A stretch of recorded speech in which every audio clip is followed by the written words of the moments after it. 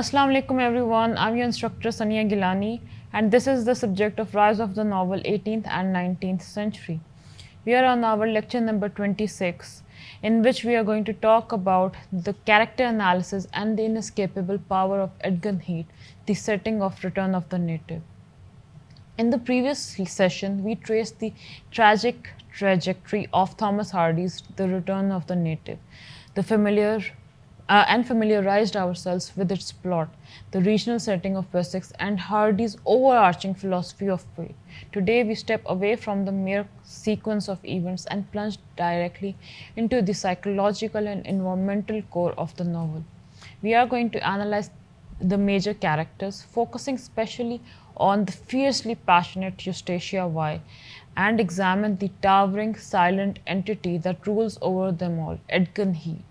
When we read 19th century literature, we are accustomed to see settings that serve merely as painted backdrops, a drawing room in a Jane Austen's novel, in a place for social maneuvering, a foggy London street in Charles Dickens' works reflects institutional decay. But in Thomas Hardy's fiction, the environment is not a passive stage, it is an active, breathing force. In fact, if you want to truly understand the return of the natives, you must accept a radical premise. The most important character in this novel is not a human being, it is the dirt, the furs, the wind, and the shadows. Today, we will explore how a character's relationship with the Edgar Heath dictates their survival, their sanity, and their ultimate fate. Edgar Heath is the true protagonist and the embodiment of faith. Let's look at the physical and symbolic landscape of the novel. Hardy introduces Edgar Heath before he introduces a single human being. In the famous opening line, a face on which time makes but little impressions, Hardy personifies the landscape. It is dark, ancient, and brooding. It is described as a place that awakens and listens when the rest of the world goes to sleep. For Hardy, Edgar Heath is the physical embodiment of faith, or what he would later call the eminent will. It represents the cosmic order in which humanity is utterly insignificant. In the analysis of his setting, Edgar operates like an absolute monarch. It is changeless, watchful, sinister, and completely indifferent to petty ambitions of the people who walk upon it. Think about the sheer scale of time Hardy invokes. The Heath has remained unchanged since the dawn of civilization. Romans, Celts, and Saxons have come and gone, yet the Heath remains exactly as it was.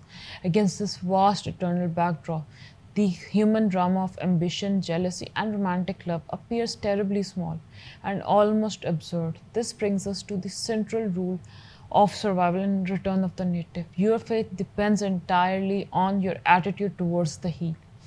Characters who rebel against the Heath are destroyed by it. Characters who accept their insignificance and align themselves with the Heath survive.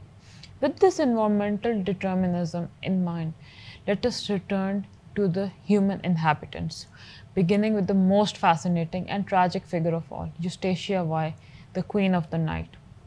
If Edgar Heath is the immovable object, Eustacia Y is the unstoppable force. Eustacia is one of Hardy's most brilliant creations. She is a woman of immense passion, fierce intellect, and deep restlessness. Born in the bustling, fashionable seaside town of Budmouth, she has been transplanted to the desolate isolation of Edgar Heath to live with her grandfather, Captain Y. From the moment we meet her standing atop the hill, looking like a dark goddess against the twilight, we understand her fundamental conflict. She despises her environment. She famously declares the Heath to be her cross, her shame, and ultimately predicts it will be her death. Eustacia views Edgar Heath as an unbearable prison, and this intense hatred fuels a desperate, reckless impulse to escape.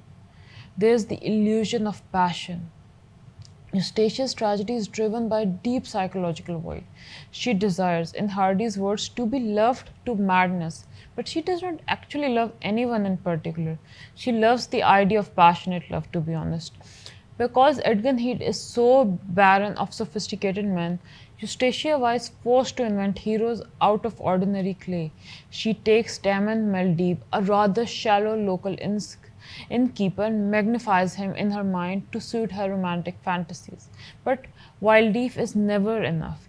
When she hears that Clem Hubert is returning from Paris, she immediately transforms him into a glorified knight. Before she had even spoken to Climb, she has decided that he is her ticket off the heat.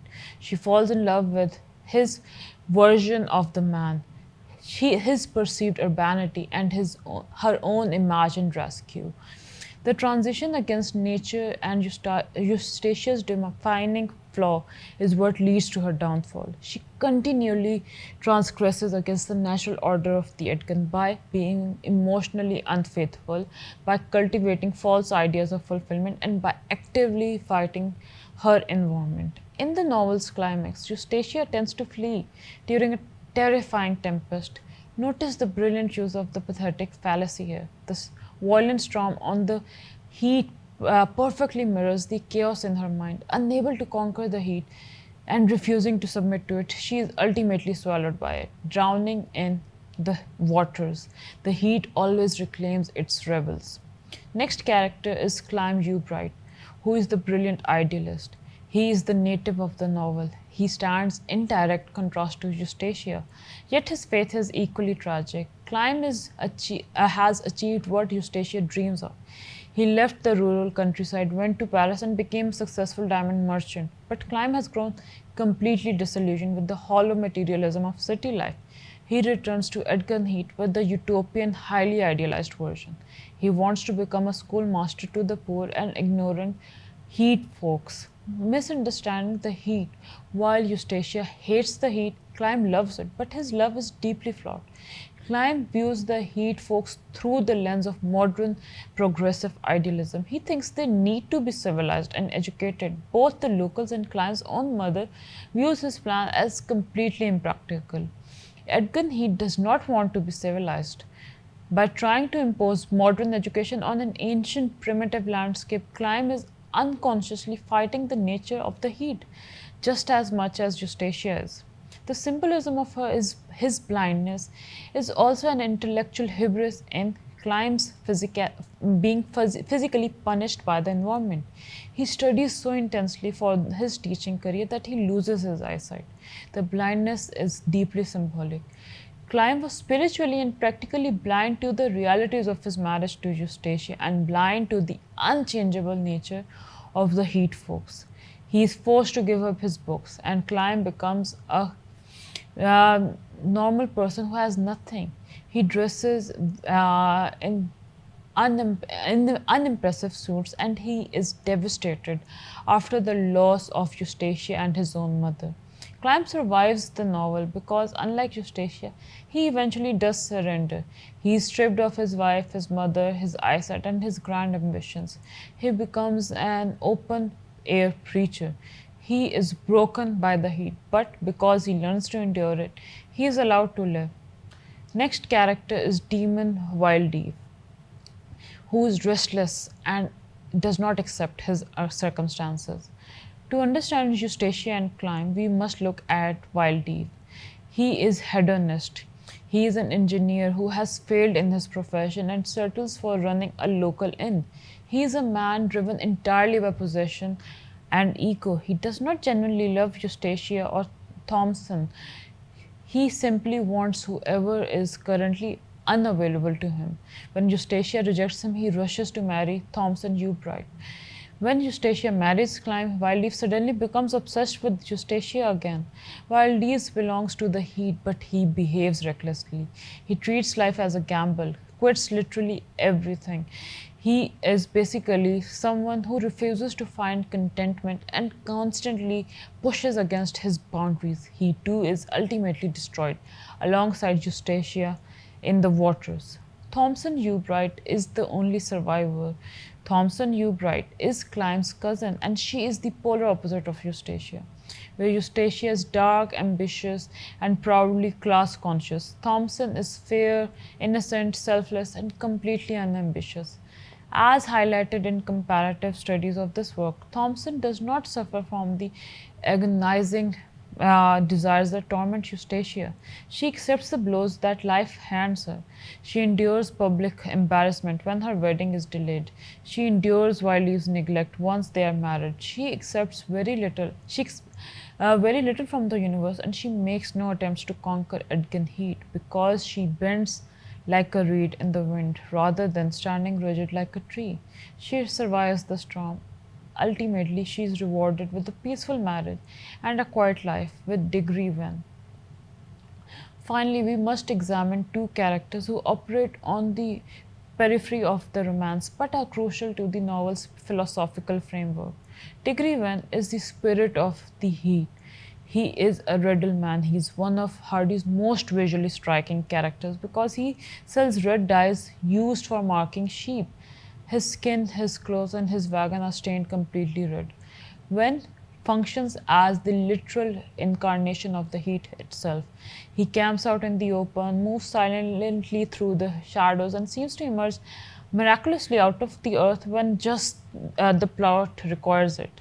Degree Wen is fiercely devoted to Thompson, but he does not aggressively force his own will upon the world. He acts as a quiet protector, interfering only to correct the selfish decisions by Wildeve and Eustacia.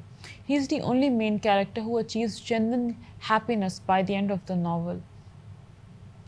Last is Mrs. Ubright, who faces tragedy. She is Climb's mother. She is a tragic figure, undone by social pride. She is the daughter of a parson and considers herself vastly superior to the ordinary laborers of the heat. She fiercely opposes both Thompson's marriage to Wildeve and Climb's marriage to Eustacia.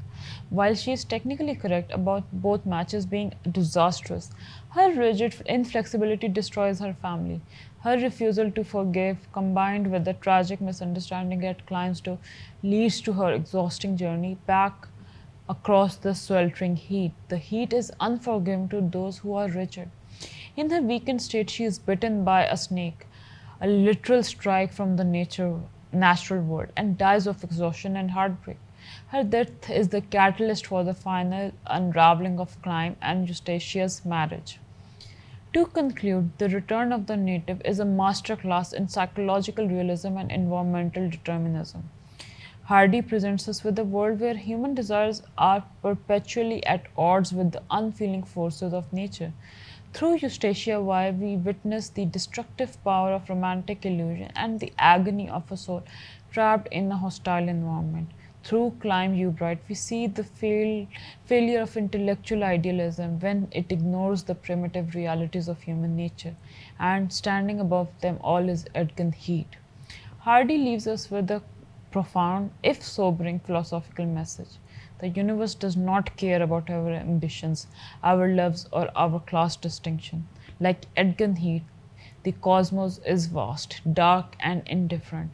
Those who survive, like Thompson and Degree Wen, do so not through brilliance or passion, but through humility, endurance, and perseverance.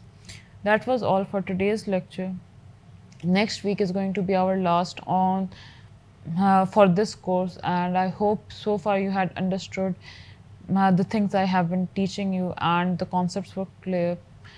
Inshallah, we will meet again soon. Thank you. Allah Hafiz.